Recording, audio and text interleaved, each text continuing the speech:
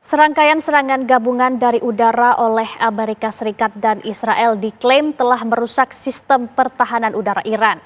Selain itu akibatnya banyaknya pimpinan militer tertinggi yang tewas bersama Ali Khamenei. Dianggap melemahkan sistem pemerintahan Iran.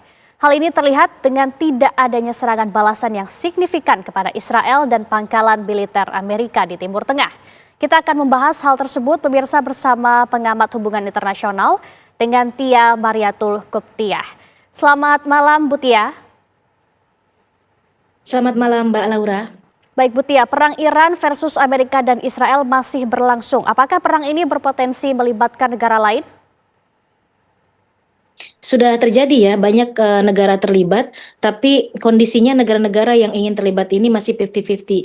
Artinya sometimes kadang-kadang mereka menyatakan bahwa mereka akan membantu Amerika Serikat seperti negara-negara Teluk yang memang terkena atau terkena efek daripada serangan Iran ini. Karena Iran kan menyerang military base-nya atau pangkalan militernya Amerika Serikat di beberapa negara Teluk, sehingga negara Teluk polisinya juga menjadi berubah dari yang semula itu melarang drone-nya Amerika Serikat atau roketnya Amerika Serikat melewati airspace-nya Gulf countries, kemudian sekarang berubah ketika mereka menerima efeknya. Namun mereka ketika menyatakan akan join dengan Amerika Serikat tidak langsung melakukan atau mengaplikasikan statement mereka tersebut. Kemudian statementnya kembali berubah lagi. Jadi negara-negara Teluk yang ingin join dengan Amerika Serikat itu saya melihatnya masih setengah-setengah atau 50-50, kadang mereka mendukung, kadang mereka silent, kadang mereka menarik diri, begitu Mbak Laura. Jadi tidak ada yang langsung direct begitu ya, secara direct itu join dengan Amerika Serikat. Yang sekarang bermain antara Iran, Amerika Serikat dan Israel saja. Saya melihatnya demikian, walaupun ada beberapa statement dari negara lain, termasuk dengan aliansinya Amerika Serikat di Uni Eropa. Mereka juga setengah-setengah saya lihat, kadang-kadang Inggris menyatakan, oke kita akan bantu, akan backup negara-negara aliansi Inggris, yaitu negara-negara Teluk begitu ya. Tapi kadang-kadang pernyataan itu berubah dan menarik diri dari join dengan Amerika Serikat. Jadi mereka secara tidak langsung terlibat, demikian juga Cina dan Rusia secara tidak langsung terlibat, tapi semuanya dalam posisi masih silent, masih diam, masih menunggu begitu, Mbak Laura. Baik, kemudian banyak yang menyatakan kekuatan militer Iran ini tidak sebanding dengan Amerika. Tapi kenapa Iran sejauh ini masih melawan? Ya, karena memang ini adalah berkaitan dengan culture ya, dengan budaya Iran, dengan politik Iran yang memang sangat berbeda dengan negara lain. Iran itu punya sovereignty yang sangat kuat, kemudian sistem politiknya berlapis, kemudian culture daripada masyarakat Irannya juga sangat solid. Jika memang terjadi beberapa demonstrasi di Iran, itu hanya sebagian kecil. Kalau kita memahami dan kita meriset ya, budaya Iran itu mereka berbeda. Jadi mereka solid. Saya berikan contoh. Mereka mengenal yang namanya sunnati atau adalah mereka mencintai produk dalam negeri. Jadi ketika disanksi Amerika Serikat sampai 70 tahun lebih pun itu mereka tetap survive karena mereka budayanya itu adalah mereka membuat mereka meng-create produk, kemudian mereka membeli produk dalam negeri itu sendiri. Jadi mereka mencintai produk dalam negeri, itulah yang menjadikan Iran survive. Begitupun ketika diserang Amerika Serikat itu tidak ada yang namanya bangsa Persia itu mundur ketika diserang. Dan kita bisa mempelajari sejarah bangsa Persia. Ada sejarah yang menyatakan bahwa bangsa Persia mundur dari peperangan. Mereka bukan bangsa Arab ya, mereka berbeda. Mereka bangsa Persia yang rasnya Arya terkait dengan bangsa Eropa. Jadi memang ini sangat sangat berbeda karena leluhur mereka juga mempunyai soul fighter yang sangat kuat, Mbak Laura. Baik, nah ini kan sejumlah negara Timur Tengah sempat menolak menjadi pangkalan militer Amerika untuk menyerang Iran demi menghindari eskalasi konflik regional. Apakah hal ini bisa berkembang nantinya negara-negara di Timur Tengah tersebut akan berpihak kepada Iran? Saya pikir kalau berpihak kepada Iran tidak ya, karena berdasarkan peta politik negara-negara Timur Tengah, yaitu yang saya sebut sebagai Gulf countries, memang itu menjadi aliansi dari Amerika Serikat.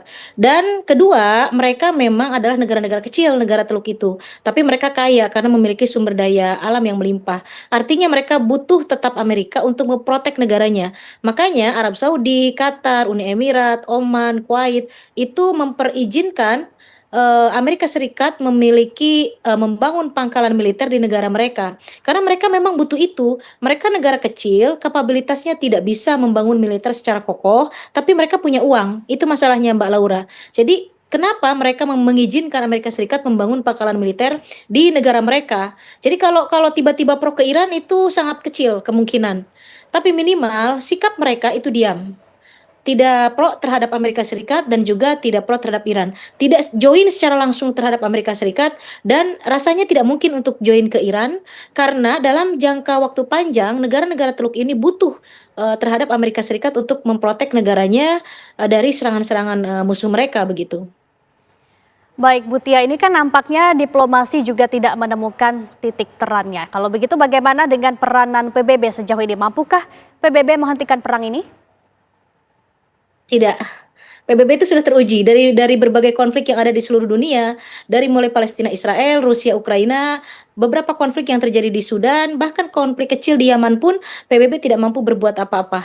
Jadi PBB hanya memberikan statement untuk melarang, untuk mengutuk keras, just it. Hanya sampai di situ. Kenapa? Karena memang funding terbesarnya PBB itu dari Amerika Serikat, termasuk beberapa organisasi di dalamnya begitu ya seperti UNRWA, kemudian ada beberapa organisasi kemanusiaan, itu semuanya funding terbesarnya termasuk yang berkaitan membiayai refugee itu dulu juga dari bukan dulu ya, sampai hari ini pun itu adalah bagian daripada funding Amerika Serikat.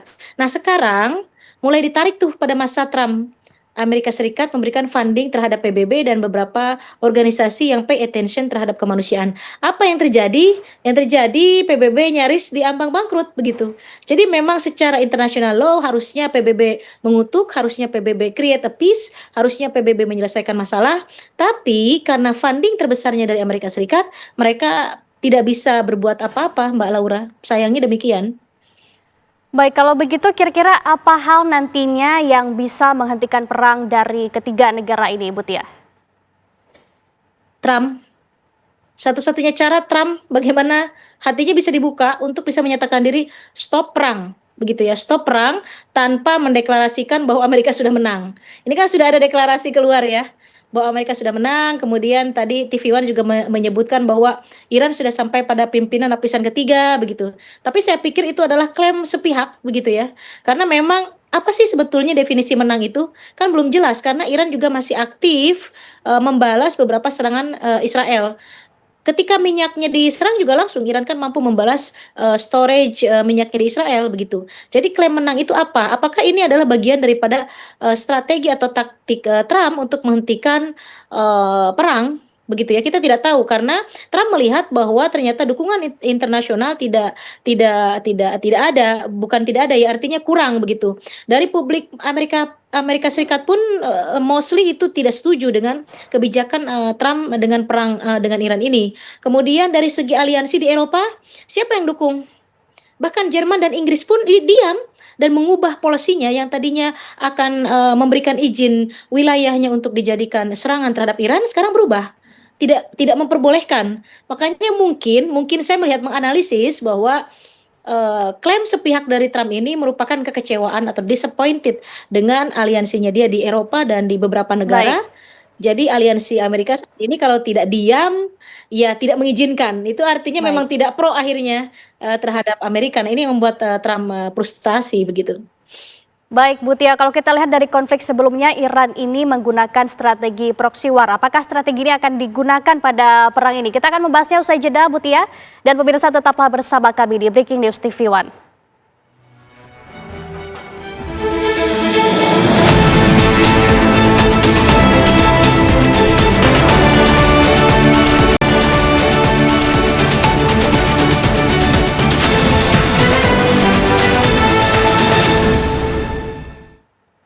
Pemirsa, Anda masih bersama kami di Breaking News TV One dan kita akan melanjutkan perbincangan kita pemirsa dengan Ibu Tia Mariatul Kiptiah. Bu Tia, kalau tadi kan kita mengetahui ya kalau Amerika Serikat ini memiliki pangkalan militer di kawasan Timur Tengah termasuk di Bahrain salah satunya. Nah, seberapa rentan pangkalan-pangkalan ini akan menjadi target serangan balasan dari Iran?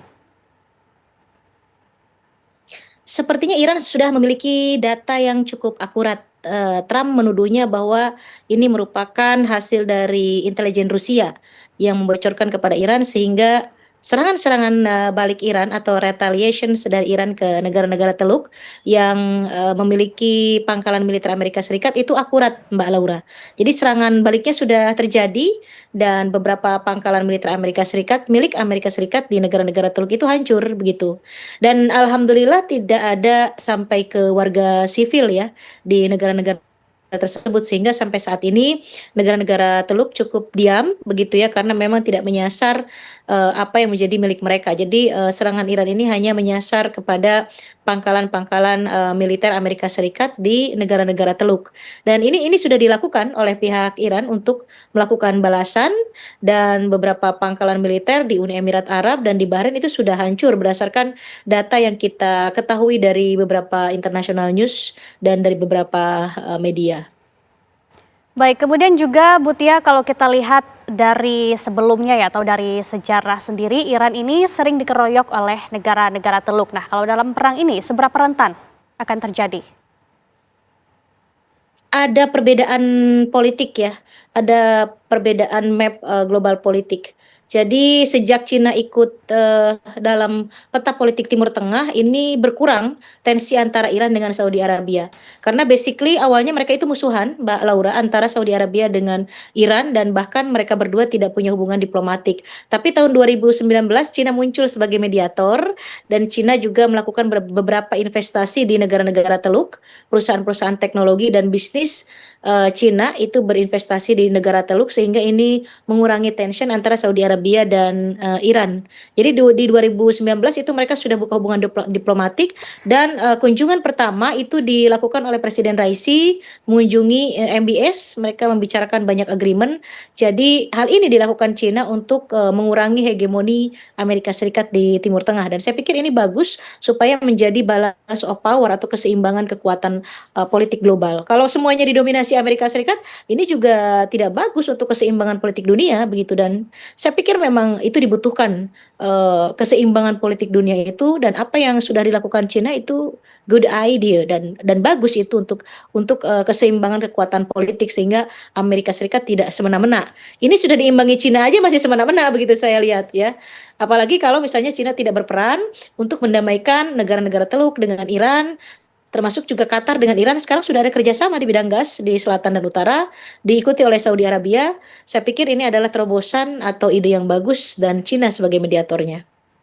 Baik, selain Cina, bagaimana mungkin peran dari negara besar lain, Butia? Misalnya Rusia, apakah ada kemungkinan Rusia akan memberikan dukungan politik atau militer kepada Iran? Kalau secara dukungan langsung ya, join dalam perang itu tidak, saya pikir ya, karena Rusia juga punya problem sendiri itu Ukraina dan Rusia juga masih butuh Amerika Serikat untuk menyelesaikan konflik dengan Ukraina ini. Jadi Rusia juga dalam hal ini sangat hati-hati begitu ya. Tapi dalam sepengetahuan saya bahwa Rusia ini memiliki agreement dengan Iran sudah cukup banyak ya, sudah cukup panjang dari sejak lama dan itu sudah diakui sendiri oleh Menlu Iran bahwa kontrak kerjasama militer, kemudian suku cadang, kemudian persenjataan itu bukan karena perang ini, tapi memang sudah dilakukan Rusia dan Iran sejak lama, begitu ya. Jadi untuk perang ini kemungkinan support ada, kemudian dukungan politik ada, karena buat Rusia Iran itu penting di kawasan. Kalau tidak ada Iran itu tadi, itu akan pincang, posisi politik global itu akan pincang karena sudah pasti itu akan dikuasai sepenuhnya oleh Amerika Serikat dan juga oleh Israel begitu. Jadi memang eksistensi Iran dipertahankan oleh Cina dan Rusia, tapi tidak secara langsung ya, Mbak Laura. Face to face Rusia itu menghadapi Amerika Serikat secara langsung. Karena alasannya itu tadi yang saya sebutkan berkaitan dengan kepentingan Rusia juga menghadapi konflik dengan Ukraina dan ini butuh Amerika begitu. Baik, kalau begitu dengan posisi Turki seperti apa, Butia? Karena kan Turki ini anggota NATO yang juga berbatasan langsung dengan Betul. Iran dan Irak. Nah, apakah Turki ini akan menjadi penstabil kawasan juga atau justru ikut terseret dalam pusaran konflik? Sebetulnya Sebetulnya kalau Turki tidak masuk dalam perhitungan ya, walaupun dia satu anggota NATO, dua dia mempunyai hubungan diplomatik dengan Israel. Jadi memang tidak ada daya tawar Turki ini. Secara bilateral dengan Iran is good, ya kan? Bagus, tidak ada apa-apa. Kemudian dengan Israel juga bagus secara bilateral, samalah seperti Indonesia dengan Amerika Serikat dan Indonesia dengan Iran. Dua-duanya kita memiliki hubungan bilateral yang sangat baik. Turki pun demikian dengan Israel walaupun sering mengutuk begitu ya. Presiden Erdogannya saya pikir ini adalah merupakan bagian dari kepentingan Erdogan saja untuk politik domestiknya, di mana memang rakyatnya tidak menyukai Israel. Jadi dia harus memainkan peran itu. Sama lah dengan di kita begitu ya, untuk kepentingan domestiknya, untuk kepentingan politik domestiknya. Sementara secara hubungan diplomatik Turki punya, nah kita kelebihannya tidak sampai hari ini. Nah Turki punya hubungan diplomatik dengan Israel. Kemudian dengan Iran juga dia tidak ada masalah begitu. Jadi Turki tidak bisa dijadikan satu negara yang punya bargaining position dalam konflik Iran dan Amerika Serikat dan juga Israel begitu ya. Jadi apapun yang dikatakan oleh Turki, Erdogan dalam hal ini, ya publik internasional melihatnya hanya sebelah mata. Karena memang untuk apa gitu ya. Walaupun Erdogan teriak-teriak mengutuk kan itu sudah biasa dilakukan Erdogan. Ke Israel juga mengutuk kan gitu ya. Bagaimana Israel melakukan genosid terhadap Palestina, Turki mengutuk. Tapi hubungan diplomatik jalan, hubungan dagang jalan. Nah ini yang disesalkan. Apapun yang dikutuk oleh Turki, misalnya mengutuk Amerika, mengutuk Israel, atau mengutuk Iran sekalipun karena menyerang negara-negara Teluk, itu tidak menjadi masalah besar untuk publik internasional. Demikian juga untuk Amerika dan Iran. Jadi ya sudah didiamkan saja apapun yang dikatakan oleh Erdogan. Begitu Mbak Laura. Baik, Bu Tia, kemudian mengenai strategi dari Iran sendiri, kalau kita lihat dari konflik-konflik sebelumnya, kira-kira strategi apa yang akan digunakan oleh Iran? Saya pikir Iran ini akan berjuang habis-habisan ya. Strategi yang dilakukan Iran itu cukup bagus karena yang menjadi titik serang Iran saat ini adalah military base Iran, Amerika Serikat di negara Teluk. Kemudian targetnya adalah instrumen Amerika Serikat yang vital, yang penting di beberapa tempat atau di beberapa negara yang menjadi aliansi Amerika Serikat, begitu ya. Kemudian untuk Israel mudah karena memang secara teritori itu berdekatan. Jadi pembalasan ke Amerika Serikat adalah dengan cara sasarannya adalah negara-negara yang menjadi aliansi Amerika Serikat yang di situ ada fasilitas Amerika Serikat. Serangannya demikian begitu. Tidak secara langsung begitu ya. Itu akan menyulitkan kalau ke Amerika. Tapi kalau Israel dia bisa melakukan itu dan beberapa kali juga saya pikir rudal Iran mampu menembus Iron Dome-nya Israel dan strateginya adalah itu tadi, kalau dengan Amerika menghancurkan beberapa fasilitas di negara-negara aliansi Amerika, kalau ke Israel secara langsung, kemudian menggunakan taktik bagaimana bisa tembus masuk ke dalam sasaran-sasaran di Israel secara akurat, terutama fasilitas-fasilitas militer Israel yang dimiliki Israel dan bagaimana bisa tembus dari Iron Dome-nya Israel, Mbak Laura. Baik, kemudian bagaimana dengan kepemimpinan Iran yang hilang setelah selain Ali Khamenei? Tapi ditahan dulu pertanyaannya Bu Tia karena kita akan melanjutkan usai jeda. Pemirsa tetap bersama kami di Breaking News TV One.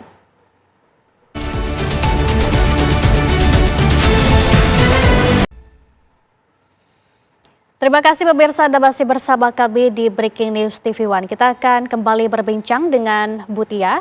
Bu Tia, ini selain tewasnya pemimpin tertinggi Iran, sejumlah pejabat penting seperti pejabat keamanan nasional dan komandan militer juga dikabarkan hilang atau tewas. Nah, seberapa besar dampak kehilangan banyak elit ini terhadap stabilitas pemerintahan Iran? Saya pikir beberapa kali saya menyatakan Mbak Laura di berbagai media bahwa sepertinya awalnya Amerika Serikat itu terlalu overconfident, bahkan menyebutkan bahwa serangan ke Iran yang dilakukan oleh Israel sebagai provokator itu hanya 1 kali 24 jam akan selesai. Buktinya kita hitung sekarang sudah berapa hari? Hampir seminggu ya Mbak Laura. Dan Iran masih cukup intens dan aktif membalas serangan dari Israel dan Amerika Serikat. Dua loh lawan satu dengan kekuatan militer yang tidak imbang. Tapi Iran masih mampu melawan. Walaupun beberapa figur dari Iran ini sudah banyak yang terbunuh, bahkan bukan kali ini saja, saya pikir para pimpinan Iran itu terbunuh, terutama dari pihak militer. kita masih ingat bagaimana juga jenderal Iran di Suriah itu juga dibunuh oleh pihak Israel. Tapi itu tadi kembali ke sistem politik Iran yang memang setelah tahun 1979 pondasinya itu cukup kuat, dan Iran, sekali lagi saya katakan, Iran berbeda. Iran bukan Libya, Iran bukan Irak, apalagi Iran mirip dengan Venezuela, itu jauh. Dan ini adalah bangsa Persia, bukan bangsa Arab. Jadi mereka tidak mungkin menyerah dengan pondasi sistem vilayat al-faqih itu tadi. Jadi kekuasaan di tangan mullah, dan mereka sudah menyeleksi mullah itu per tahun, anggotanya 88, dan sudah ada 6 orang sekarang yang muncul. Itu pun belum tentu 6 orang itu yang nanti akan naik begitu ya, walaupun ada beberapa nama seperti Ali Reza. Kemudian kabarnya, informasinya adalah terbunuh kembali beliau juga, tapi tidak tahu ya apakah betul atau tidak terbunuh, atau ini merupakan bagian dari pada strategi Iran untuk menyembunyikan beberapa pimpinan tertingginya yang mereka itu adalah ayatollah setelah kepergian atau meninggalnya Ayatollah Ali Khamenei. Jadi di sistem Iran ini, Mbak Laura, seorang ayatollah atau yang nanti akan menjadi pimpinan negara yang sekaligus menjadi decision maker di Iran, itu kualitasnya akan sama dengan Ayatollah Ali Khamenei. Kita lihat bagaimana Ayatollah Ali Khamenei juga sama dengan Ayatollah Khomeini, yaitu founder daripada Republik Islam Iran. Dilanjutkan oleh Ayatollah Ali Khamenei, persis mereka berdua itu sama. Nanti penggantinya Ayatollah Ali Khamenei itu juga akan sama dengan Ayatollah Ali Khamenei. Dan ini yang tidak diprediksi oleh Amerika Serikat, dan Amerika Serikat tidak bisa menduga-duga ini kurang berkualitas, ini tidak, maka saya harus ikut serta. Oh, tidak bisa. Itu hanya rakyat Iran sendiri yang mengerti berdasarkan seleksi itu tadi. Dan seleksinya itu sangat ketat dari berbagai knowledge, misalnya penguasaan knowledge umum, penguasaan knowledge agama, kemudian dari segi behavior, attitude, keluasan hati, kesabaran, itu sedemikian detail mereka menyeleksi. Dan saya pikir stoknya itu, kalau kita lihat di meme di medsos itu ya, stok Ayatollah ini sangat banyak di Iran. Jadi pondasinya cukup kuat, terbunuh 2-3 itu tidak masalah buat mereka, dan IRGC-nya juga cukup kuat.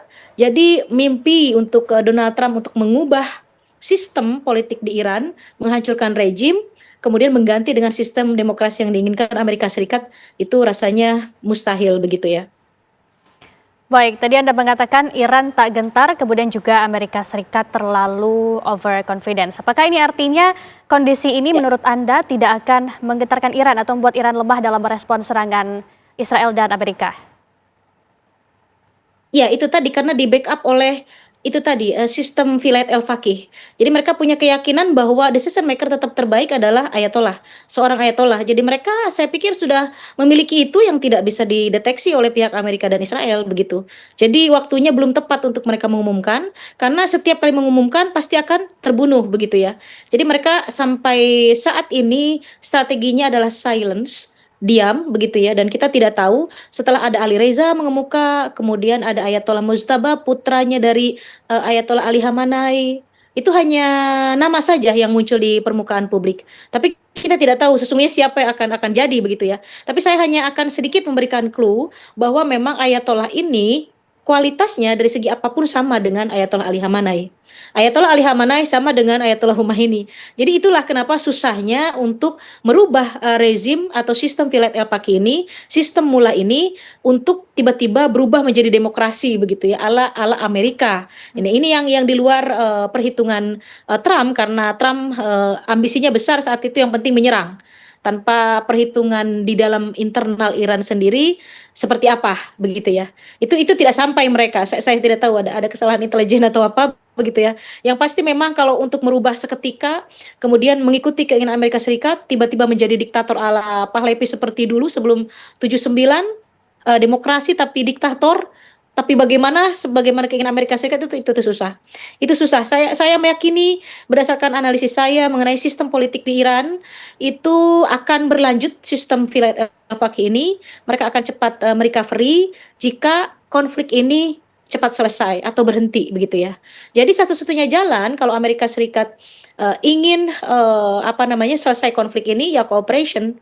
Artinya Trump harus menerima sistem vilayat al-faqih ini atau sistem mullah ini. Hanya saja mungkin mullah mana yang bisa diajak kerjasama dengan Amerika Serikat. Saya melihatnya hanya itu jalannya. Tapi kalau untuk merubah sistem secara keseluruhan, sistem mullah ini itu sulit. Paling Amerika legowo menerima mullah hasil pilihan rakyat Iran, dan mullah yang paling bisa kooperatif dengan Amerika Serikat. Paling itu saja jalan keluarnya begitu ya, dan Trump yang bisa menghentikan konflik ini.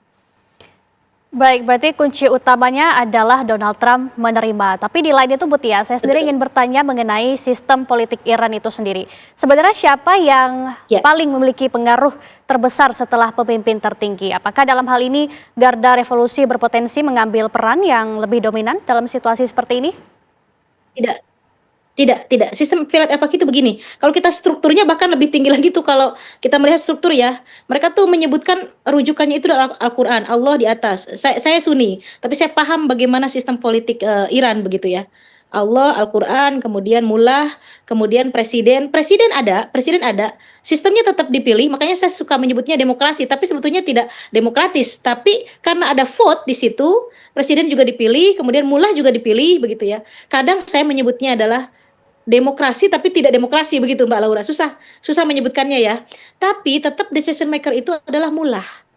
Ayatollah itu tadi. Jadi kalau misalnya presiden memiliki program, kemudian masuk ke dalam parlemen, Iran juga ada parlemennya, tapi tidak di-approve oleh mullah, itu tidak jadi programnya. Jadi decision maker-nya, pimpinan tertingginya itu adalah mullah. Yang mullah tersebut bukan hanya pimpinan negara, pimpinan tertinggi negara, tapi juga dia merupakan pimpinan ideologi. Dalam hal ini adalah ideologi Muslim Syiah begitu. Makanya ini merupakan pukulan berat sekali buat Iran ketika brigadir jenderalnya dibunuh, mereka masih diam begitu ya, yang terjadi di Suriah. Kemudian dibunuh juga lewat serangan Israel ke Iran, masih diam. Tapi ketika Ayatollah Ali Khamenei dibunuh, baru mereka bergerak dan tidak henti-henti untuk melakukan serangan balasan dan tidak mau kembali ke meja perundingan. Karena yang dibunuh itu bukan hanya pimpinan negara, bukan hanya decision maker, tapi juga merupakan identitas. Identitas dari Muslim Syiah dan juga kepala atau tertingginya dari ideologi Syiah. Nah, itu yang membuat mereka sakit begitu, Mbak Laura. Jadi satu-satunya kenapa saya bilang Trump, karena dari pihak Iran tidak mungkin mereka, saya pikir sampai titik darah penghabisan begitu melawannya ya. Jadi satu-satunya cara adalah Trump menghentikan ini karena saya pikir juga dari aliansi Eropa sudah tidak mendukung begitu ya.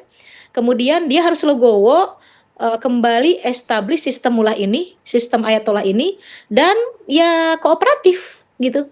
Tidak ada hal lain dan jangan terlalu mengikuti keinginan Netanyahu. Karena kan biang kerok dari semua ini dua orang itu. Publik Amerika sendiri tidak suka dengan keputusan ini. Dan hanya berdasarkan vote di Kongres begitu ya dan itu tipis sekali antara Republik dengan Demokrat, antara melanjutkan perang dengan stop perang. Dan ingat Trump juga mempunyai masalah di dalam negeri ya, di mana banyak juga oposisi Trump yang ingin menjatuhkan Trump. Dia punya masalah dengan dokumen Epstein begitu ya. Dia punya masalah dengan Greenland di Eropa. Nah, makanya negara-negara aliansi di Eropa juga sekarang cukup diam. Pernah mengajak Australia juga untuk join untuk menyerang Iran, diam juga begitu. Artinya dengan kondisi seperti ini ya sebaiknya sudahlah Amerika introspeksi, menyudahi konflik, kemudian menerima bentuk apapun setelah Ayatollah Ali Khamenei wafat, bentuk apapun yang dibangun oleh Iran saat ini harus diterima dan saya pikir cooperations itu dan kembali ke meja perundingan itu jalan terbaik. Baik Mutia, tadi Anda sempat menyinggung mengenai file Epstein. Nah, saya sendiri penasaran ini kira-kira akan seperti apa Ya. pengaruh file ini sendiri terhadap Donald Trump. Tapi nanti Mutia akan kita bahas usai jeda berikut ini. Dan pemirsa, tetaplah bersama kami di Breaking News TV One.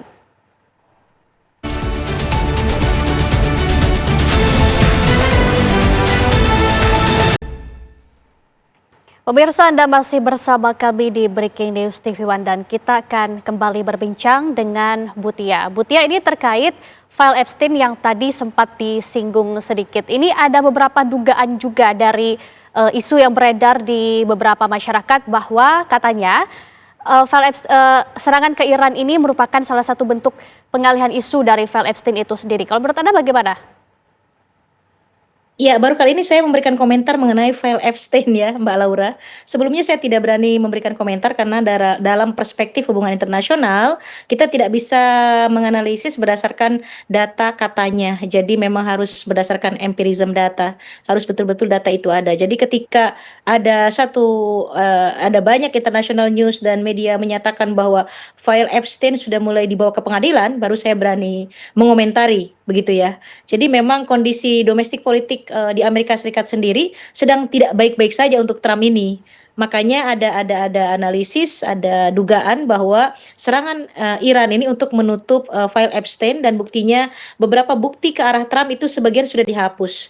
Tapi ternyata yang terbaru dan sudah publish di beberapa international news, file Epstein itu ternyata berhasil tetap di keep, kemudian dibawa ke meja pengadilan gitu ya. Mudah-mudahan itu bisa segera terrealisasikan.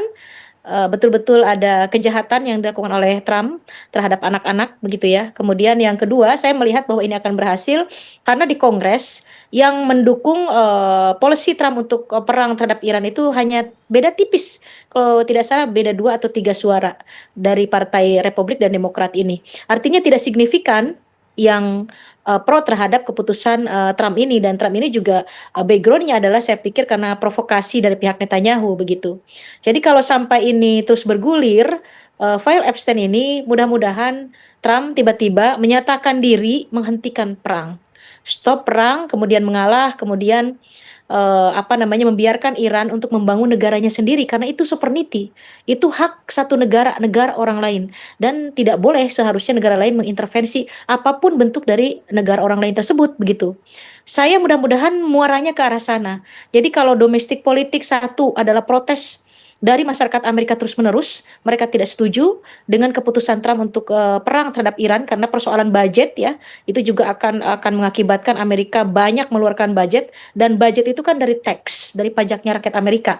Kalau ini terus bergulir, ini juga membahayakan Trump. Yang kedua, kalau file Epstein itu terus digulirkan di Amerika Serikat, saya pikir ini juga mudah-mudahan akan menghentikan ambisinya Trump untuk berhenti menyerang Iran dan tidak memedulikan lagi bisikan-bisikan dari Netanyahu, dan membiarkan Iran kembali membangun negaranya berdasarkan versi Iran. Karena memang tidak ada kesalahan apa-apa kan.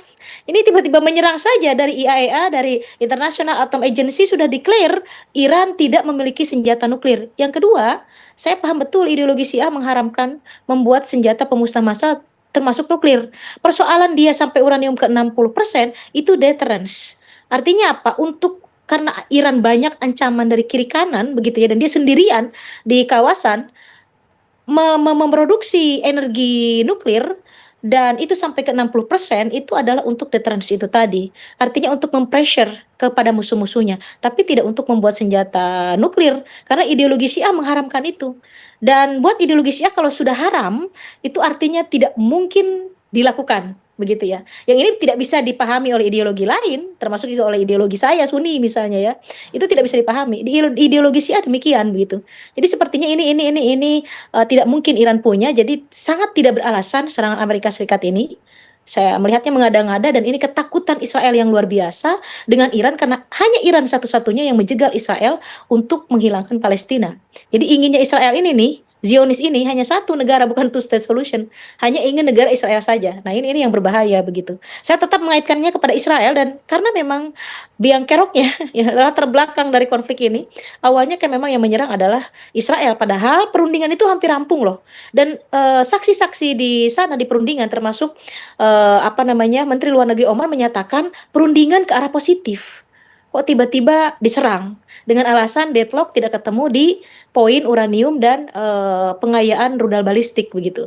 Nah, ini yang perlu terus dianalisis ya, karena memang saya hanya menganalisis berdasarkan data-data yang ada, dan yang ada di forum perundingan itu kan hanya Oman ya, kemudian Iran dan Amerika Serikat sendiri, bahkan pimpinan kedua negara juga saat itu tidak hadir. Tapi semuanya menyebutkan ke arah positif. Kok tiba-tiba diserang? Kalau bukan provokasi apa namanya? Pemirsa Breaking News TV One masih akan kembali usai jeda. Tetaplah bersama kami.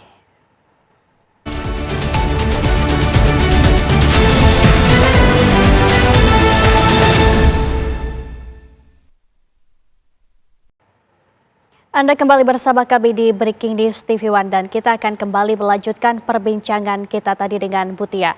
Butia, ini memang yang membingungkan adalah apa alasan atau tujuan dari Donald Trump itu sendiri menyerang Iran, karena sudah diinformasikan bahwa Iran tidak memiliki senjata nuklir begitu. Nah, kira-kira sebenarnya apa yang menjadi alasan utama atau tujuan sebenarnya dari Donald Trump ini? Saya tetap pada analisis saya semula bahwa ini adalah terjadi provokasi dari Israel, karena dari dulu Israel melihat bahwa Iran merupakan ancaman di kawasan. Satu-satunya negara, yang lain Uni Emirat Arab sudah membuka hubungan diplomatik dengan Israel. Kemudian Bahrain 2019 sudah membuka hubungan diplomatik dengan Israel. Saudi Arabia kalau tidak ada kejadian 7 Oktober itu hampir membuka hubungan diplomatik juga karena sudah beberapa kali mereka meeting dengan AIPAC atau komunitas Yahudi di Amerika Serikat begitu. Jadi satu-satunya yang tidak nurut dan menjadi ganjalan Israel di kawasan itu adalah Iran. Bagaimanapun caranya Netanyahu ingin melenyapkan Iran, tapi tidak mungkin mampu kalau sendirian. Maka lagi dan lagi Amerika Serikat menjadi instrumen atau cara bagaimana melenyapkan Iran dari kawasan. Tapi itu tadi saya bilang bahwa ini sulit untuk direalisasikan. Jadi tujuannya nuklir itu hanya reason, kemudian rudal balistik itu juga hanya reason karena pengayaan untuk energi nuklir itu menjadi hak setiap negara, saya pikir. Kemudian rudal balistik juga untuk pertahanan, dan kita pun Indonesia kalau memiliki kemampuan kan bisa membeli itu untuk pertahanan dan keamanan negara kita. Setiap negara mempunyai hak untuk itu dan itu tidak menjadi tuduhan atas tindakan kriminal. Jadi memang serangan Israel terhadap Iran kemudian dilakukan oleh Amerika Serikat juga itu merupakan serangan yang tidak mengikuti international law. Jadi saya kenapa terus bersuara dan sangat semangat untuk bukan karena pro ideologi dan lain-lain. Saya tidak peduli itu. Ini merusak tatanan hubungan internasional yang saya ada di dalamnya sebagai akademisi HI. Itu yang menjadi konsen saya. Jadi berantakan semua. UN tidak bersuara, international law tidak dihormati, semena-mena tindakannya, ya hancur dong studi HI kalau kalau begini caranya. Kita tidak bisa lagi berbicara mengenai state non state, teori HI, kemudian international law, peran PBB dan lain sebagainya. Nggak ada kalau demikian. Kalau tindakan Amerika Serikat yang merasa dirinya superpower itu melakukan tindakan semena-mena terhadap negara lain, itu yang menjadi konsentrasi saya. Siapapun ketika melakukan hal itu ya pasti saya akan mengkritisi sebagai akademisi begitu ya. Jadi itu yang menjadi konsen saya. Jadi ketika Trump sudah jelas tidak terbukti Iran mempunyai senjata nuklir dan terus menyerang. Jadi saya melihatnya satu, memang karena provokasi dari Israel, karena Israel terancam oleh Iran, oleh keberadaan Iran di kawasan.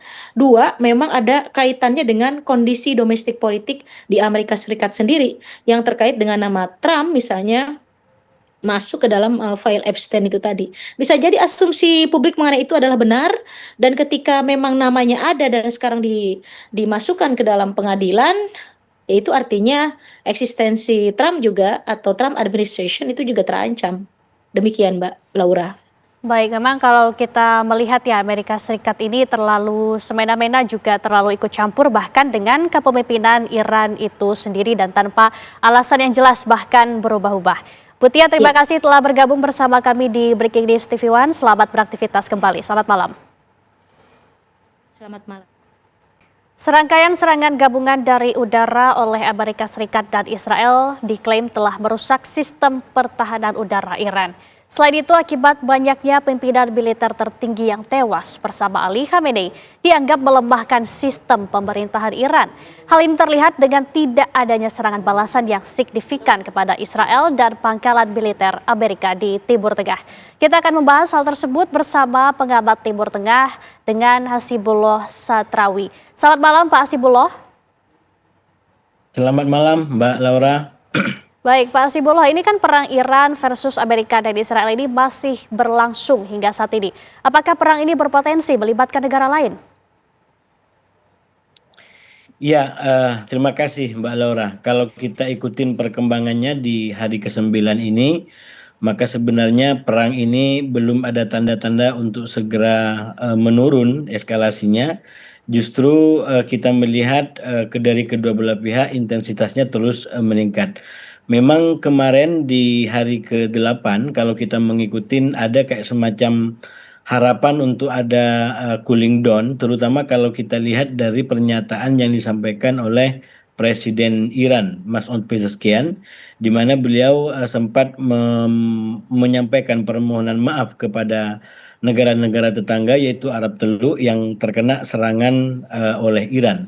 Dan mereka dianggap oleh Presiden Masoud Pezeshkian serangan itu dilakukan semata karena menyasar kepada pangkalan-pangkalan militer Amerika, dan Masoud Pezeshkian berjanji kalau mereka tidak menyediakan lahan untuk sebuah serangan ke Iran maka tidak akan terjadi lagi serangan. Tapi beberapa jam kemudian dari pernyataan beliau, hari ini kita menyaksikan kemudian intensitas serangan meninggi kembali, mencapai puncaknya kembali, termasuk di sebagian negara Arab Teluk dilaporkan juga terjadi serangan-serangan yang mengarah ke mereka, termasuk di bandara. Nah ini sekali lagi menurut saya memang fluktuasinya masih sangat tinggi. Bahkan kita ikutin, kita amatin di internal Iran sendiri, itu dinamikanya sempat cukup tinggi karena sekali lagi Iran pasca meninggalnya Ali Khamenei sebenarnya kan berada dalam ketidakpastian atau dalam proses untuk mengembalikan fungsi-fungsi negara, terutama proses pemilihan terhadap pengganti Ayatullah Ali Khamenei yang sampai sekarang di hari ke-9 itu belum dilakukan atau paling tidak belum diumumkan. Padahal kalau kita merujuk kepada pernyataan resmi yang pernah disampaikan oleh Menlu Iran beberapa hari, kurang lebih 1 hari 2 hari setelah meninggalnya Ali Khamenei, itu diperkirakan bahwa 1 hari 2 hari ke depan akan diadakan pemilihan terhadap penggantinya Ali Khamenei. Dan ternyata sampai hari ini sudah memasuki hari ke-9 belum diumumkan pengganti Ali Khamenei secara definitif. Nah, ini artinya apa? Ini artinya ada juga dinamika di kalangan elit Iran walaupun mungkin tidak selalu mengemuka secara vulgar keluar. Dan yang paling tinggi menurut saya paling jelas dari dinamika yang terjadi adalah pernyataan Presiden Iran kemarin yang meminta maaf lalu kemudian menimbulkan kayak semacam kontroversi. Sebagian pihak mendukung apa namanya pernyataan Mas'ud Pezeshkian, tapi sebagian politisi, sebagian elit termasuk di parlemen itu menyayangkan. Bahkan ada yang mengatakan kapan Mas'ud Pezeshkian akan menyampaikan permohonan maaf kepada rakyat Iran atas statement yang bersifat kontroversial. Jadi sekali lagi kita harus membaca ini secara politik bagian daripada perkembangan-perkembangan yang terjadi di Iran dan menurut saya sebagai sebuah dampak dari tragedi besar atau peristiwa besar yaitu terbunuhnya seorang komandan tertinggi, pimpinan tertinggi, terutama yang bukan hanya pemimpin politik sebagaimana layaknya di negeri-negeri sekuler yang murni, tapi ini juga simbol daripada kekuasaan agama, kekuasaan spiritual. Tentu meninggalnya Ayatullah Ali Khamenei mempunyai dampak yang luar biasa dan saya selalu sampaikan justru di bagian itu kalau dilihat dari sisi Trump, dari sisi Amerika dan Israel, pembunuhan Ali Khamenei menjadi dimensi kontraproduktif yang paling besar kalau dilihat daripada tujuannya Trump ataupun Israel untuk mengganti rezim. Sekali lagi kalau opsinya mengganti rezim, tapi jalan yang dipilih adalah mengeksekusi Ayatullah Ali Khamenei seperti yang kita lihat, maka yang terjadi adalah justru kontraproduktif. Kenapa kontraproduktif? Karena justru yang terjadi setelah peristiwa itu tidak justru mendekatkan kepada tujuan semula, yaitu mengganti rezim. Yang terjadi justru adalah sebaliknya, yaitu apa namanya perkembangan yang mengarah kepada penentangan pergantian rezim dan juga mengarah kepada pengukuhan dan penguatan kembali kepada yang saya sebut sebagai revolusi Islam Iran. Begitu, Mbak. Baik Pak Hasibullah, ini kan tidak hanya Ali Khamenei, tapi juga sejumlah pejabat lainnya juga dikabarkan hilang bahkan tewas. Nah, seberapa dampaknya terhadap Iran dari kejadian ini? Ya, kalau tokoh-tokoh lain di bawah Ayatullah Ali Khamenei tentu punya pengaruh, tapi sekali lagi karena Iran merupakan sebuah negara yang sudah mapan secara konstitusi dan secara sistem, termasuk cara mengatur pergantian kepemimpinan, maka kita lihat tidak terlalu berdampak. Dan sekali lagi bukan hanya sekarang, Iran mengalami kayak semacam apa namanya ya, meninggalnya tokoh-tokoh kunci. Katakanlah beberapa tahun sebelumnya kurang lebih di 2020 kalau tidak salah itu jenderal yang paling legendaris, Jenderal Sulaimani, yang dianggap sebagai arsitek daripada kebijakan apa namanya militer dan persenjataan Iran terutama ke luar, yang kemudian membentuk poros-poros yang pro Iran di kawasan itu, juga meninggal dalam sebuah serangan yang dilakukan oleh pasukan Amerika Serikat di Irak waktu itu. Dan saat itu juga pemimpinnya adalah Trump ya. Dan sekali lagi dampaknya juga tidak terlalu besar. Artinya apa? Kalaupun banyak tokoh-tokoh yang meninggal karena sistemnya sudah kuat, maka eh, tidak butuh waktu lama dia akan kembali kepada fungsinya semula. Nah, agak berbeda menurut saya memang yang terjadi di situasi sekarang, terutama dengan meninggalnya Ayatullah Ali Khamenei sebagai pucuk pimpinan, sebagai pemimpin tertinggi. Dan sekali lagi kita lihat sampai hari ini minimal 8 hari setelah peristiwa penyerangan atau di hari ke-9 itu belum ada pemilihan atau pengumuman secara definitif. Walaupun dalam perkembangan terbaru itu sempat ada berita-berita yang mengatakan bahwa sebenarnya pemilihannya sudah terjadi, sudah ada nama yang disepakati minimal oleh mayoritas para para tokoh senior di situ, tapi memang belum diumumkan secara definitif. Tapi apapun, ini menunjukkan sekali lagi bahwa memang ada dampak yang serius, ada pengaruh yang serius dari operasi yang kemudian membuat Ayatullah Ali Khamenei meninggal dunia. Dan terutama yang kembali kepada skenario yang saya bilang di awal, kalau skenarionya adalah penggantian rezim, maka justru yang terjadi apa namanya makin jauh istilahnya dari target, dari sasaran yang ingin dicapai. Karena lalu kemudian rakyat Iran melakukan bela sungkawa, melakukan ekspresi berduka, dan itu ujungnya justru adalah kembali kepada penguatan daripada sistem politik atau rezim yang berkuasa sekarang, yang justru ditantang oleh Amerika, oleh Trump dan Israel. Demikian, Mbak. Baik, Pak Hasibullah, banyak yang mengatakan bahwa militer Iran tidak sebanding dengan Amerika Serikat. Lantas mengapa Iran masih melakukan perlawanan? Tapi nanti dijawab usai jeda, Pak Hasibullah. Dan pemirsa tetaplah bersama kami di Breaking News TV One.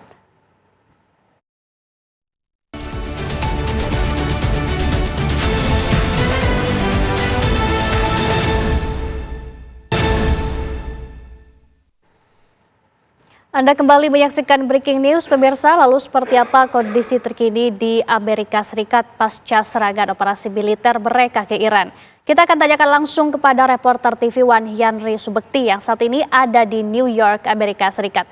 Selamat malam waktu Indonesia, Yanri. Bagaimana kondisi saat ini di sana? Ya, selamat siang waktu kota New York, hari ini hari Minggu. Laura, seperti yang Anda saksikan, mungkin ya seperti masih belum ada perubahan ya, maksudnya kehidupan warga Amerika Serikat masih seperti biasa di hari weekend. Meskipun saat ini, Laura, tadi dari pantauan kami sejumlah harga BBM sudah mulai naik sekitar 17%. Ini fenomena menarik sekali, cukup tinggi karena biasanya rata-rata fluktuasi harga BBM di Amerika ini, harga BBM tidak flat ataupun tidak sama setiap hari, tapi berubah. Namun perubahannya hanya sekitar 2%, 5%. Namun dalam 1 minggu sebelum perang, dari pengamatan saya dan hingga hari ini, ada penaikan sekitar 17% di kota New York. Dan ini sepertinya dari pantauan kami hampir sama secara nasional, kira-kira ada kenaikan 20% dari harga sebelum serangan Amerika Serikat maupun Israel ke Iran hingga hari ini. Dan ini adalah merupakan dampak dari apa yang terjadi di kawasan Timur Tengah, di mana sejumlah kilang minyak telah dihancurkan oleh Iran, dan juga saat ini berita informasi terbaru Israel menyatakan telah mengebom salah satu kilang minyak terbesar di Iran, dan juga saat ini pun kawasan ataupun Selat Hormuz juga mulai dijaga ataupun Iran melarang sejumlah kapal-kapal untuk melintasi sana. Ini adalah dampak dari apa yang terjadi sehingga harga bahan bakar minyak mentah mengalami kenaikan drastis dan imbasnya adalah harga BBM. Dan juga menurut informasi nanti dalam minggu ini juga akan berdampak kepada harga tiket pesawat terbang karena juga nanti juga mempengaruhi harga minyak ataupun gas yang digunakan oleh pesawat terbang. Dan dari beberapa informasi juga nanti ini tentunya akan berdampak kepada harga-harga kebutuhan hidup oleh warga Amerika Serikat karena semua pasti tahu bahwa harga-harga kebutuhan hidup maupun yang ada di pasar ini sangat tergantung juga kepada biaya transportasi atau harga minyak. Namun demikian hingga saat ini dari pantauan saya masih belum ada perubahan harga untuk kebutuhan pokok dan biasanya mungkin akan mulai dirasakan dalam beberapa hari ke depan setelah adanya supply ataupun stok baru yang didistribusikan di sejumlah supermarket.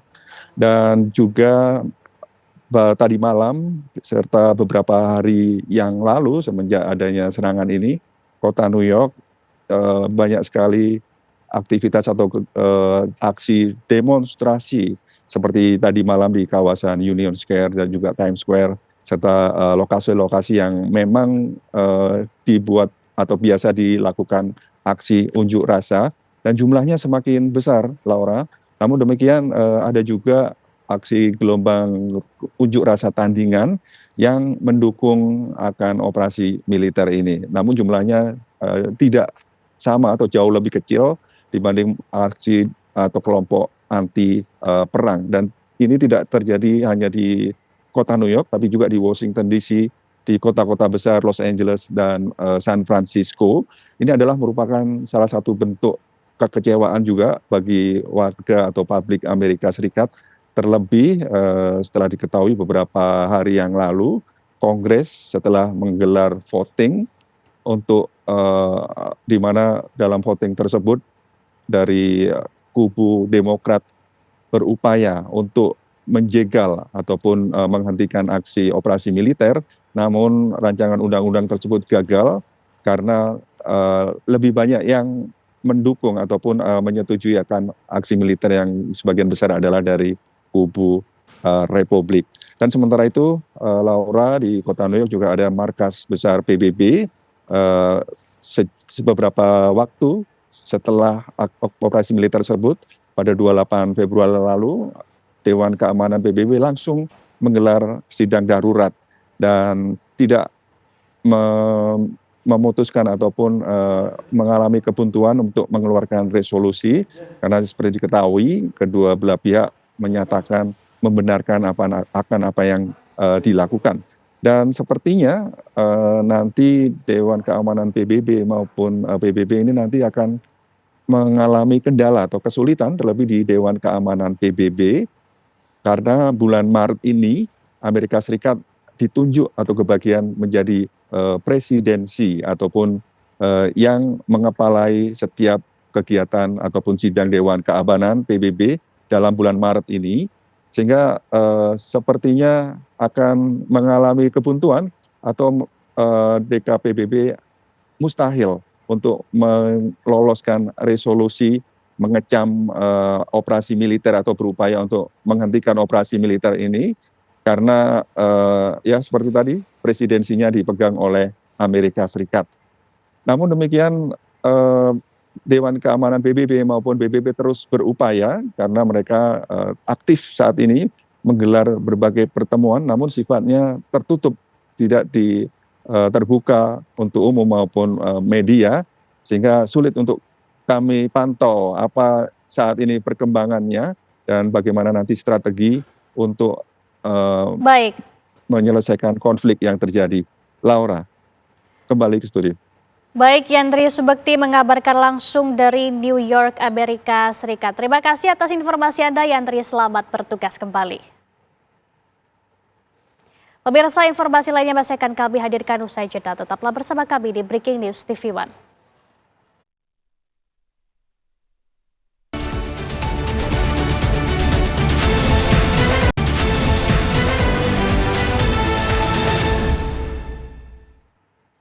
Pemirsa, Anda masih bersama kami di Breaking News TV One dan kita akan melanjutkan perbincangan kita dengan Pak Hasibullah. Pak Hasibullah, kalau tadi kami mendengar informasi dari rekan kami yang langsung berada di New York, Amerika Serikat, bahwa Dewan Keamanan PBB ini sempat mengadakan sidang darurat, tapi bubar tanpa resolusi apapun. Nah, sebenarnya apa peran PBB dalam kondisi ini dan kenapa PBB seperti kehilangan gigi taringnya, Pak?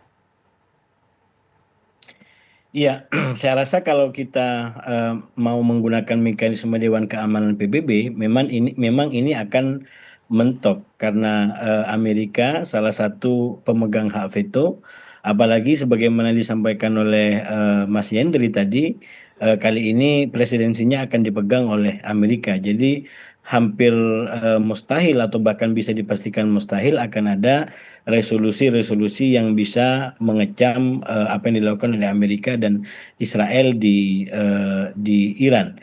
Namun demikian, menurut saya mestinya masih ada upaya lain kalau kita paling tidak ingin menunjukkan kepada dunia tentang sikap dan nuraninya, yaitu melalui Majelis Umum PBB, sehingga dari pandangan negara-negara di situ terkait dengan perang ini, walaupun katakanlah tidak menjadi resolusi Dewan Keamanan yang bersifat mengikat, tapi paling tidak itu bisa menjadi cerminan nurani, cerminan suara daripada masyarakat dunia. Apakah menerima atau menyetujui yang dilakukan oleh Amerika dan Israel atau justru mengecam yang dilakukan oleh Amerika dan Israel terhadap Iran. Saya menduga dengan keras masyarakat dari berbagai macam dunia yang tercermin dalam bangsa-bangsa yang ada di PBB akan memberikan suara yang sangat keras kepada Amerika dan Israel, walaupun secara matematis saya juga harus selalu sampaikan secara realistis ya, memang persoalan Iran sekarang ini menjadi persoalan yang saya selalu sampaikan agak berbeda ketimbang katakanlah krisis di tahun kemarin, perang 12 hari kemarin, di mana memang tidak ada sesuatu yang dilakukan oleh Iran lalu kemudian Israel menyerang secara tiba-tiba dan di akhir cerita Amerika juga turut serta. Nah, kalau sekarang secara objektif menurut saya walaupun di dalam isu nuklir, di dalam isu rudal dan yang lain diminta oleh Israel dan Amerika, Iran tidak punya salah gitu ya. Tapi di dalam isu perlindungan terhadap warganya, warga negara yang katakanlah isu demonstrasi di akhir tahun kemarin, di mana ada ribuan yang menjadi korban, paling tidak 3.000 sampai 7.000 yang diakui oleh pemerintahan Iran, itu menurut saya itu tetap menjadi sebuah apa ya, sebuah eh, persoalan yang akan diminta pertanggungjawaban juga oleh masyarakat dunia gitu. Walaupun saya juga meyakini peristiwa itu benar-benar melibatkan dari unsur luar, katakan aktor-aktor dari Israel atau bahkan dari Amerika untuk mendalangi atau menjadi provokasi. Namun demikian tetap saja akan menjadi kayak semacam concern bagi masyarakat dunia karena itu tetap di bawah wilayahnya pemerintah Iran, otoritas Iran. Jadi bagaimana ceritanya kok bisa ada katakanlah pasukan-pasukan luar atau operator-operator negara luar yang begitu bebas masuk ke Iran lalu menciptakan huru-hara yang luar biasa sehingga bisa timbul korban ribuan masyarakat seperti itu.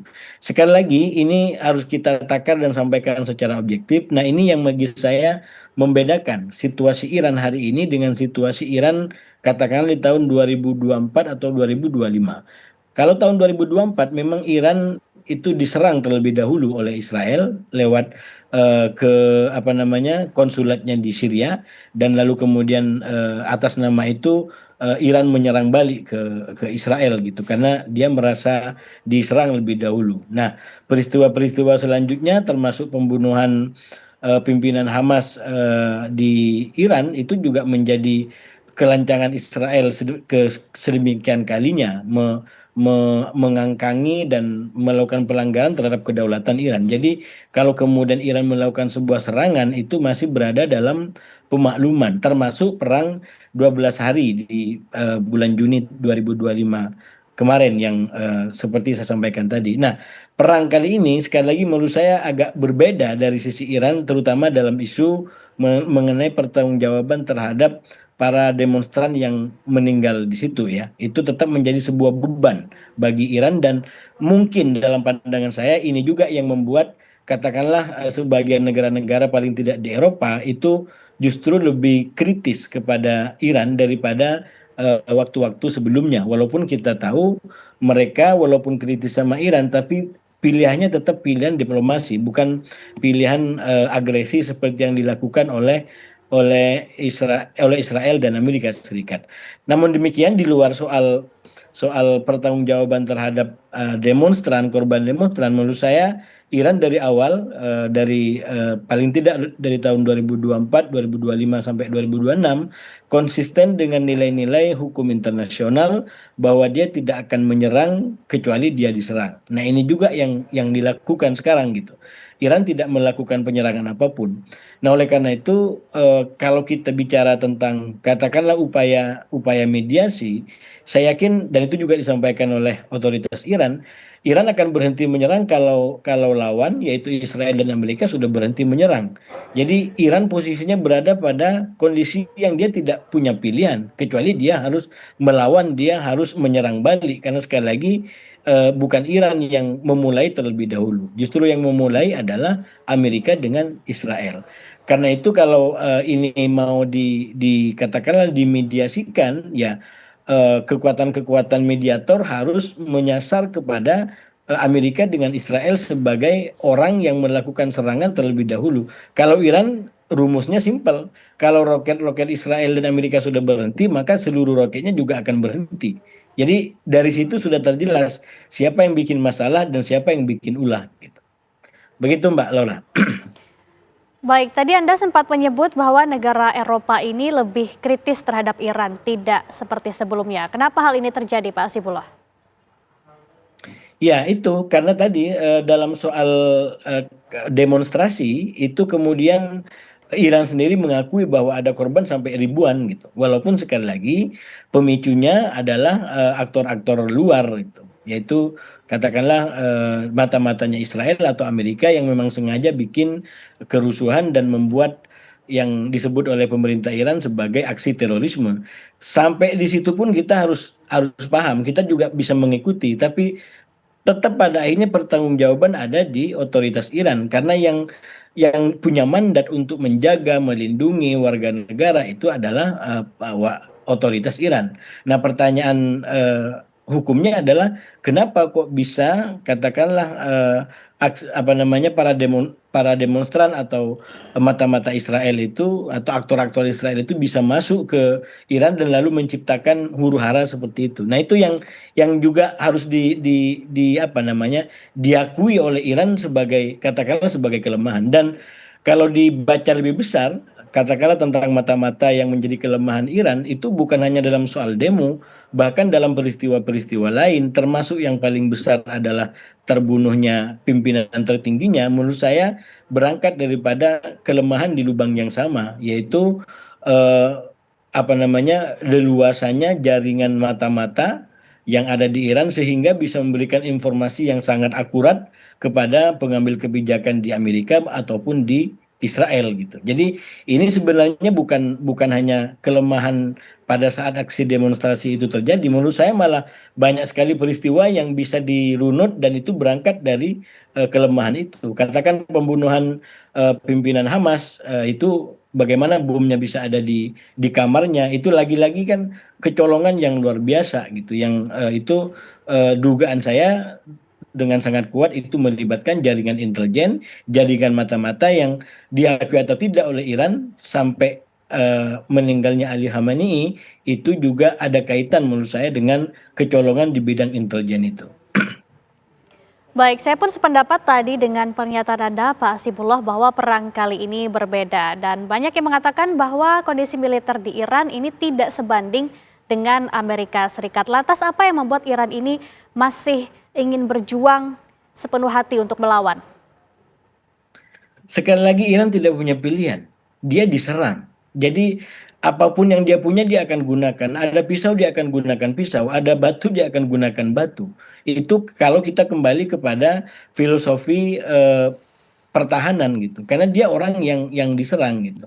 Nah, oleh karena itu saya melihat Iran justru menyadari keadaannya, terutama setelah 9 hari kita melihat dukungan dari Cina dengan Rusia, menurut saya juga hampir sama dengan perang di 12 hari kemarin ya, itu tidak konkret, tidak seperti Amerika mendukung Israel gitu. Seandainya Cina dengan Rusia mendukung Iran sebagaimana Israel mendukung apa namanya Amerika mendukung Israel, maka mungkin laju perang akan berbeda dan saya sendiri menganggap ya mungkin itu akan betul-betul menjadi perang dunia gitu.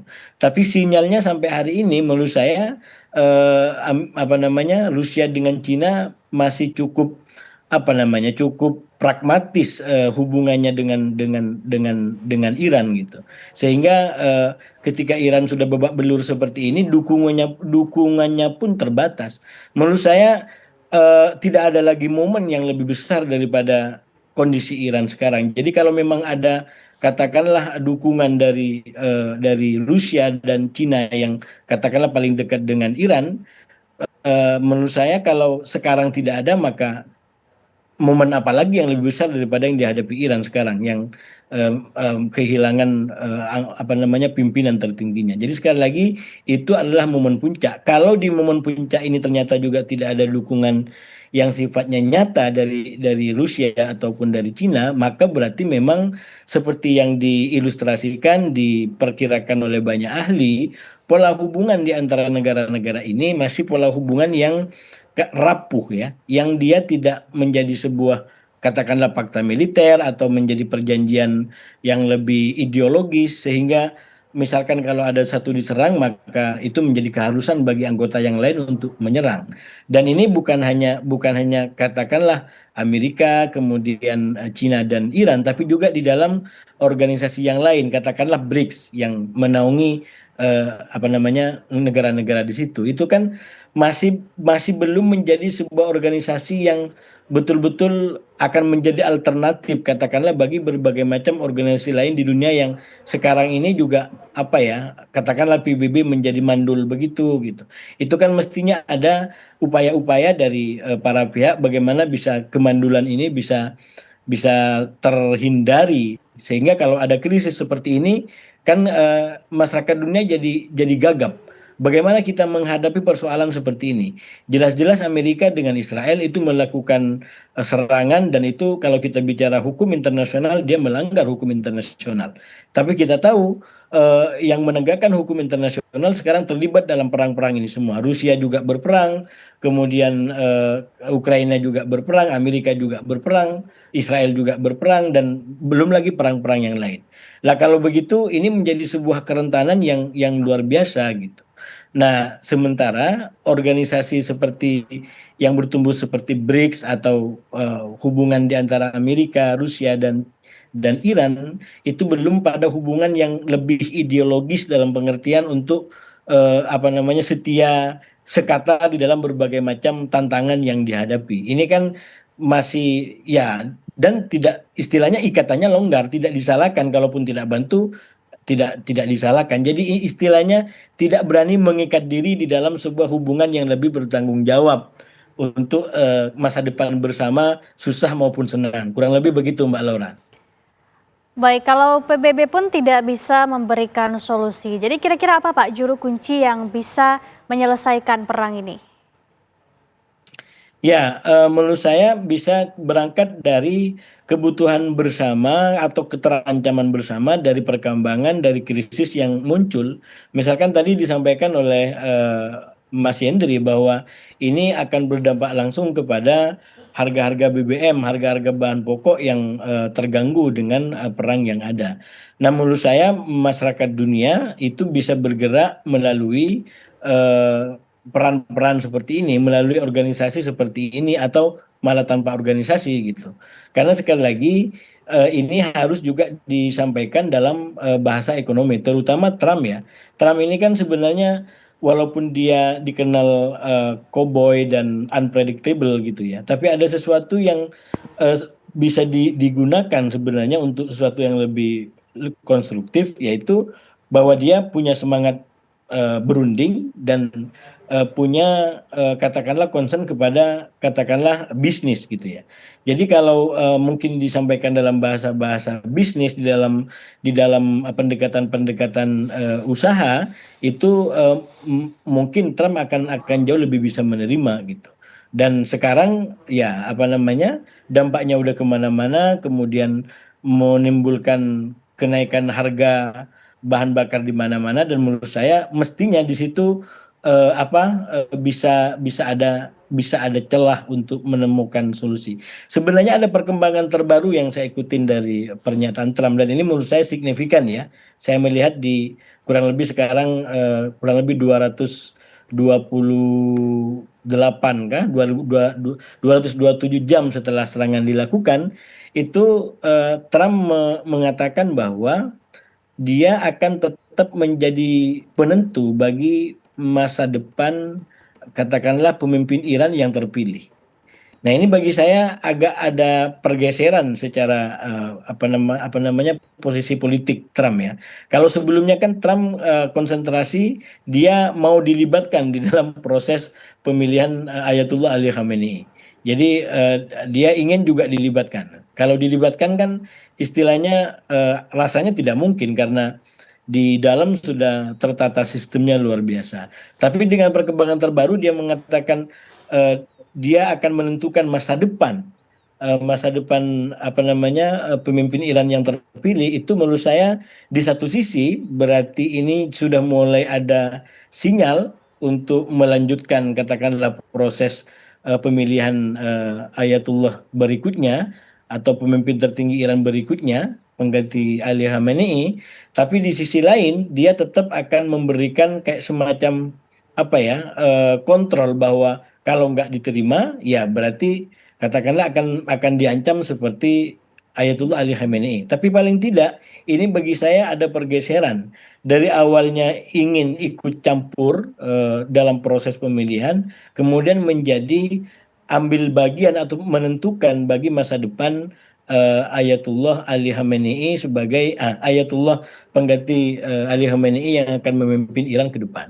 Nah, sebenarnya ini menurut saya ada kemajuan di sebagian sisi karena paling tidak dengan kondisi seperti ini maka proses pemilihan yang harus dilakukan mestinya berjalan lancar, cuman tinggal apakah dianggap sesuai dengan Trump atau tidak dan ya itu selalu terbuka kapan saja gitu. Walaupun Trump ikut di dalam pemilihannya pun bisa jadi yang jadi misalkan bukan orang yang dia mau.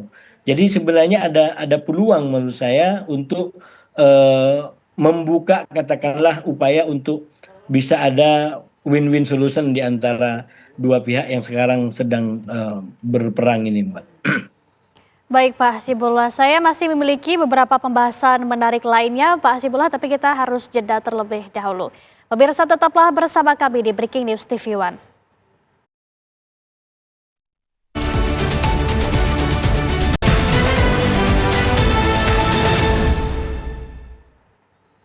Pemirsa Anda masih bersama kami di Breaking News TV One dan kita akan kembali melanjutkan perbincangan kita. Pak Hasibullah, dari perang ini kira-kira negara-negara mana saja yang berpotensi terlibat? Iya, sebenarnya kan perang ini sekarang terutama dengan Arab Teluk itu sudah menjadi sebuah persoalan. Dan kalau ada yang perlu disyukurin, menurut saya kita bersyukur karena sejauh ini yang kita ikutin Arab Teluk belum mengambil keputusan untuk menyerang balik Iran. Walaupun mereka selalu menyampaikan kami mempunyai hak untuk membela diri. Jadi ini menurut saya lumayan terkendali perangnya. Kalau seumpamanya nanti Arab Teluk mengambil opsi untuk menyerang balik Iran, maka tentu kompleksitas dari perang ini akan menjadi bertambah. Dan ini yang saya bilang dimensi kontraproduktif dari sisi Iran. Jadi saya melihat perang ini menghadirkan dua bentuk kontraproduktif dari sisi Amerika, yaitu membunuh Ayatullah Ali Khamenei. Kalau targetnya adalah ingin mengganti rezim, maka opsi membunuh Ayatullah Ali Khamenei justru menjadi kontraproduktif karena justru menjauhkan situasi daripada tujuan yang diharapkan. Nah, dari sisi Iran sebenarnya juga sama. Iran melakukan hal yang sifatnya kontraproduktif, yaitu ketika Iran memutuskan untuk menyerang negara-negara Arab Teluk dengan alasan menyasar pangkalan-pangkalan militer Amerika di situ. Kenapa ini menjadi kontraproduktif? Karena sekali lagi Iran sebagai katakanlah sebagai negara yang secara kebudayaan dekat dengan masyarakat di Timur Tengah, walaupun katakanlah beda sekte mereka Syiah, kebanyakan adalah Sunni, tapi kurang lebih masih masih banyak sisi kesamaannya gitu ya. Lalu yang kedua, Iran sebagai pihak yang juga dirugikan oleh Israel dengan segala macam apa namanya kesewenang-wenangan yang diperlihatkan selama ini baik kepada bangsa Arab, kepada bangsa Palestina ataupun mungkin juga kepada Iran sendiri, maka sebenarnya dalam kondisi seperti itu kemampuan Iran dalam 2 tahun terakhir menunjukkan apa namanya serangan ke Israel dan membuat Israel juga mengalami kerugian, itu sebenarnya menjadi kayak semacam pahlawan yang dirindukan kalau bagi masyarakat di Timur Tengah. Sejauh saya pernah tinggal di Mesir ya dan berinteraksi dengan masyarakat, bagaimana mereka sangat keras sama Israel, walaupun memang sekali lagi fenomena di Timur Tengah ini apa ya kayak semacam minuman di dalam botol, katakanlah isinya itu begitu keras sama Israel, tapi ditutup oleh elitnya yang kadang-kadang bekerja sama dengan Israel. Malah dalam konteks Arab Teluk, saya sering menggunakan ilustrasi seperti fenomena orang yang menoleh gitu ya. Orang menoleh itu badannya dari leher ke bawah membelakangi Israel, tidak suka sama Israel, tapi justru dari leher ke atas yaitu kepalanya mungkin senyum-senyum dan bahkan kerjasama dengan Israel. Nah, itu yang situasi yang terjadi gitu. Nah, ketika Iran dalam 2 tahun 3 tahun terakhir ini mampu memberikan katakanlah pelajaran sama Israel lewat rudal-rudal yang ditampilkan, maka sebenarnya Iran bisa menjadi kayak semacam idola baru bagi masyarakat di Timur Tengah.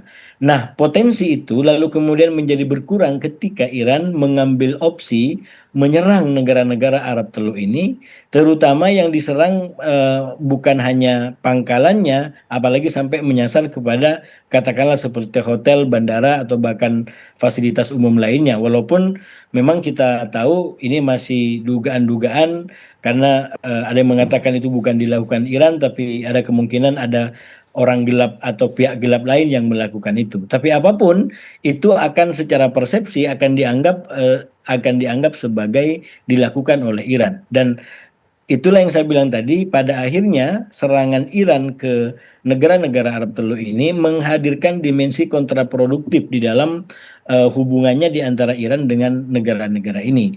Nah, seandainya lebih sabar dalam tanda kutip ya menghadapinya ini, maka mungkin akan jauh lebih produktif. Sama seperti di dalam sisi Amerika, seandainya Amerika lebih sabar, katakanlah menyemai suara perlawanan di internal Iran menjadi lebih kuat sehingga mereka sendiri yang menggulingkan rezim, itu akan jauh lebih cepat dan lebih diterima ketimbang dengan opsi langsung membunuh Ayatollah Ali Khamenei dalam konteks Amerika atau dengan opsi menyerang langsung eh, tempat-tempat di negara ini dalam konteks Iran. Jadi ini bagi saya dua dimensi, dua hal yang sifatnya kontraproduktif yang terjadi di dalam perang ini, Mbak.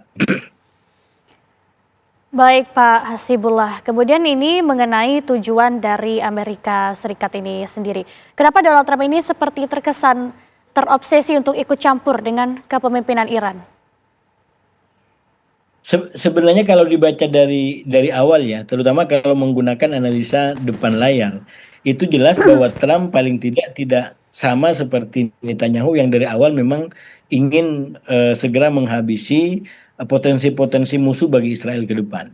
Apalagi ini sudah banyak milisi-milisi yang sudah menjadi lemah, proksi-proksi Iran yang menjadi lemah, maka memang ini kalau bagi Israel bisa dianggap sebagai momentum emas untuk memastikan lebih lama lagi Israel akan ada ancaman dari musuh-musuhnya. Karena dengan runtuhnya Iran, maka praktis hanya hampir tidak ada lagi yang bisa dianggap sebagai musuh oleh Israel. Walaupun sekali lagi cara berpikir Israel karena dia ingin katakanlah menjadi menjadi superior satu-satunya di Timur Tengah, bisa jadi ada negara lain yang dianggap sebagai potensi musuh ke depan. Katakan Turki yang sudah mulai diserempet-serempet dalam banyak kesempatan, atau mungkin malah Mesir yang juga disentil-sentil bahwa ini militernya udah mulai berkembang pesat dan lain sebagainya gitu ya.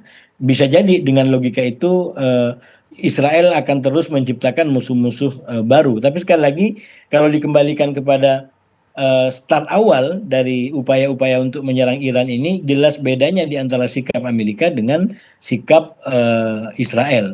Israel maunya memang opsi militer dalam waktu yang sesingkat-singkatnya, secepat dalam maksudnya pengambilan keputusannya diambil sesingkat-singkatnya, bukan operasinya yang singkat. Kalau operasinya menurut Baik, saya Israel tidak concern ke sana. Justru Amerika yang punya concern, Trump punya concern ingin operasi yang sesingkat-singkatnya. Karena itu dia lakukan intervensi seperti di perang 12 hari, cuman sekali serang, lalu setelah itu mencoba untuk damai. Nah, saya menduga operasi kemarin ketika membunuh Ayatullah Ali Khamenei juga diharapkan skenarionya cepat seperti itu. Tapi sekali lagi Iran salah dibaca atau Amerika salah membaca Iran menurut saya, sehingga mau tidak mau ini sudah masuk, dia harus menghadapi apa yang sudah dia lakukan, dan saya menduga para pihak sekarang sedang mencari jalan keluar karena tidak akan logis baik. kalau ini akan berkepanjangan. Iran sendiri sekali lagi kalau Iran karena memang dia diserang, dia tidak akan berpikir kecuali dia bertahan. Artinya apa? Kalau orang udah berhenti menyerang berarti Iran akan damai gitu. Cuman Baik, memang Israel dan Amerika yang sekarang membutuhkan jalan keluar, kalau dalam bahasa media-media Timur Tengah itu dengan simbol kemenangan yang bisa dibawa ke mhm. publiknya masing-masing, sehingga dengan itu kemudian perang tidak terus dilanjutkan, karena kalau terus dilanjutkan akan merugikan para pihak terutama Amerika dan Israel sendiri. Baik, Pak Hasibullah, terima kasih telah bergabung bersama kami di Breaking News TV One pada malam ini. Selamat malam dan selamat beraktivitas kembali, Pak. Pemirsa, Breaking News TV One masih akan kembali usai jeda. Tetaplah bersama kami.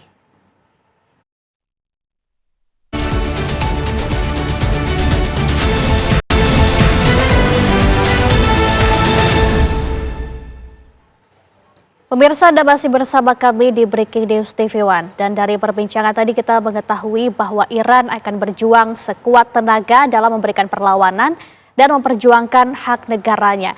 Dan tentunya kita masih menantikan solusi untuk meredakan perang yang terjadi kali ini, pemirsa. Salah satunya mungkin adalah dengan adanya kebutuhan bersama yang terdampak dari krisis yang muncul, yang tidak hanya berdampak bagi masyarakat Amerika Serikat, tapi juga masyarakat global dari seluruh dunia. Demikian Breaking News TV One, pemirsa. Saya Laura Luis mewakili tim yang bertugas pamit undur diri. Terima kasih dan sampai jumpa.